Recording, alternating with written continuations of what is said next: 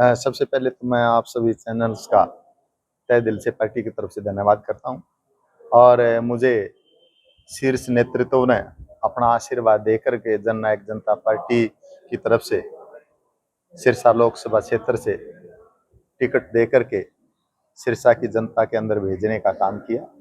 इसके लिए मैं अपने शीर्ष नेतृत्व का तहे दिल से धन्यवाद करता हूँ। डॉक्टर अजय सिंह चौटाला जी का, जो हमारी पार्टी के राष्ट्रीय अध्यक्ष है, उनका धन्यवाद करता हूँ। इसके साथ साथ हमारे पूर्व डिप्टी सीएम साहब श्री दुष्यंत चौटाला जी का तहे दिल से धन्यवाद करता हूँ।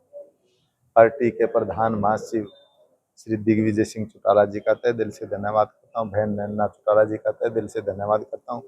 और हमारे पार्टी के दूसरे जितने भी लीडरान हैं, नेतागण हैं, मैं उनका भी तहे दिल से धन्यवाद करता हूँ।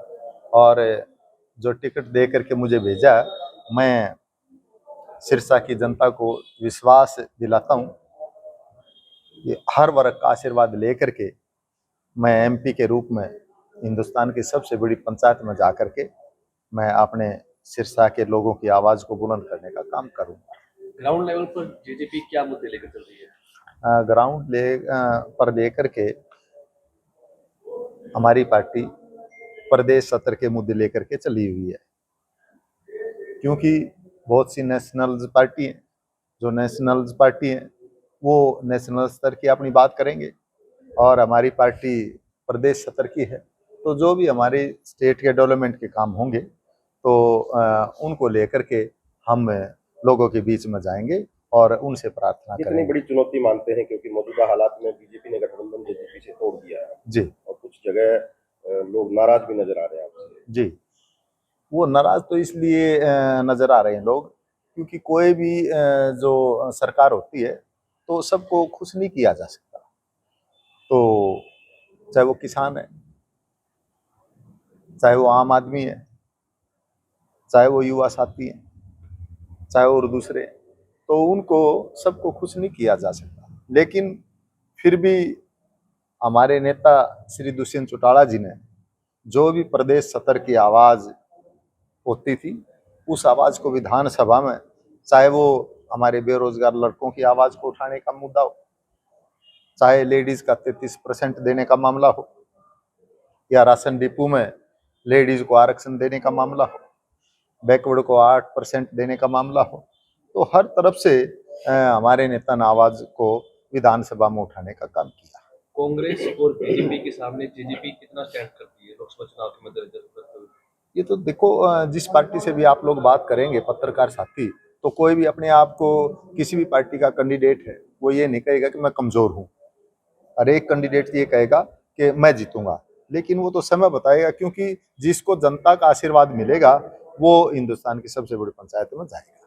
बात की जाए तो कल ही जो 5 सीटों पर टिकट अनाउंस हुई है, किस तरह देखते हैं 5 सीटों पर किस तरह चुनाव रहने वाला जेजेपी की तरफ से? हमारा बहुत बढ़िया चुनाव रहेगा, क्योंकि दूसरी पार्टियों को ये था कि भाई इनके पास कैंडिडेट नहीं है, इनके पास वर्कर नहीं है, लेकिन ये पार्टी तो फील्ड की पार्टी रही है। चौधरी देवीलाल जी तो हमेशा वो गरीबों में जाकर के लोगों की आवाज को उठाने वाले नेता रहे। आज उन्हीं के पद चिन्हों पर डॉक्टर अजय सिंह चौटाला जी के आशीर्वाद से हमारे डिप्टी सीएम साहब हैं दुष्यंत चौटाला जी और दिग्विजय चौटाला जी और पार्टी के अन्य नेतागण जाकर के अपने कैंडिडेट्स के लिए वोट मांगने का काम करेंगे। और केवल वोट मांगने का ही नहीं, बल्कि उनको 36 कौम का आशीर्वाद मिलेगा और हिंदुस्तान की सबसे बड़ी पंचायत में एमपी के रूप में चुन करके दिल्ली के अंदर बैठने का काम करेंगे। चुनाव प्रचार कब तक शुरू होगा? हमारा तो आज मैं आया हूँ, मेरी पार्टी के जो भी लीडर हैं, हम बैठ करके पार्टी के जितने भी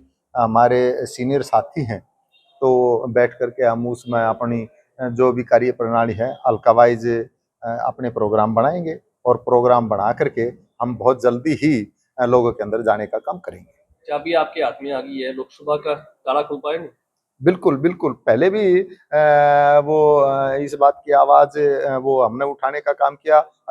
दुष्यंत चौटाला जी के रूप में आप लोगों ने देखा कि हिसार से हमारे नेताजी चुन करके गए, तो उन्होंने जैसे ट्रैक्टर के रूप में जो भी नेशनल स्तर की पार्टी थी, तो उन्होंने टैक्स लगाना चाहा था, तो हमारे नेता ट्रैक्टर को लेकर के हिंदुस्तान की सबसे बड़ी पंचायत में लेकर के गए और उन्होंने आवाज उठाई किसानों की कि भाई ये ट्रैक्टर जो है ये किसानों का हथियार है, इसके ऊपर टैक्स ना लगाया जाए, और उसको फ्री कराने का काम किया टैक्स को। तो हमारे नेता ने किया, और अब तो हम 10 की 10 लोकसभा की सीटों पर लड़ने का काम करने लग रहे हैं हमारी पार्टी। और मुझे विश्वास है कि ज़्यादा से ज़्यादा हमारे एमपी चुन करके हिंदुस्तान की सबसे बड़ी पंचायत में जा करके हम अपनी पार्टी की आवाज़ को बुलंद करने का काम करेंगे। आप दावा कर रहे हैं कि जेजेपी ने किसानों के हितों को ध्यान में रखते हुए काफी योजनाएं लागू की हैं। भले ही ताऊ देवीलाल को भी किसानों का मसीहा कहा जाता था, लेकिन अब हालात के हिसाब से जेजेपी का विरोध क्यों हो रहा है?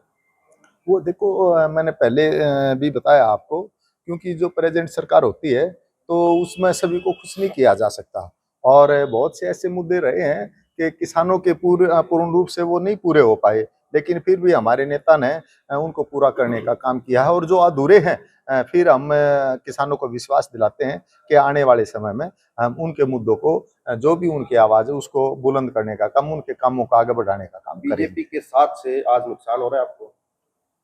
ये तो बीजेपी की उनकी अपनी सोच है, हमारे को कोई नुकसान नहीं है, बल्कि मैं तो इस बात का अपने आप को, हमारी पार्टी को खुशकिस्मती मानता हूँ कि उन्होंने हमारे को ये 6 महीने पहले ही अवसर दे दिया लोगों के अंदर जाने का। अगर एट ए टाइम हमारे को अगर ये अवसर देते, पार्टी अगर अलग करने का काम करते, तो शायद हमारे को मौका ना मिलता। लेकिन आज हमारे को 6-7 महीने पहले लोगों के अंदर दोनों पार्टी अलग करके जाने का अवसर दिया है। तो आज हम लोगों के अंदर जाते हैं तो लोग हमारे को ये विश्वास दिलाने लग रहे हैं कि भाई आप कोई बात नहीं, क्योंकि वो उनकी नेशनल स्तर की पार्टी है और हमारी स्टेट लेवल की है। तो इसलिए आप लोगों को हम ताकत दे करके फिर कोशिश करेंगे आप लोगों को आगे भेजने की।